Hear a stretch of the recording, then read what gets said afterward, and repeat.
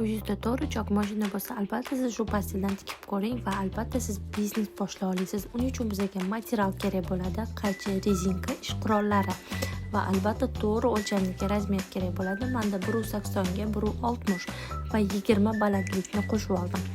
Va to'rtta tarafini 20 ga 20 qilib kesib oldim.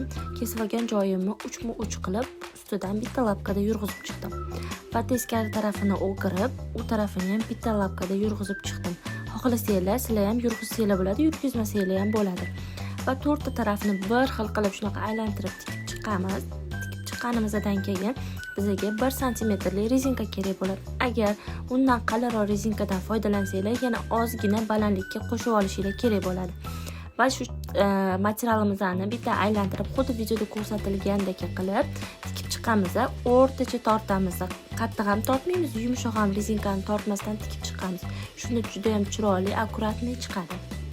Va oxirgi tarafini ham ulayotganda ahamiyat berib, xuddi videodagi qilsanglar o'xshab chiqadi. Videoni saqlab qo'yish esingizdan chiqmasa, agar o'xshagan bo'lsa, kommentariyada fikringizni qoldiringlar.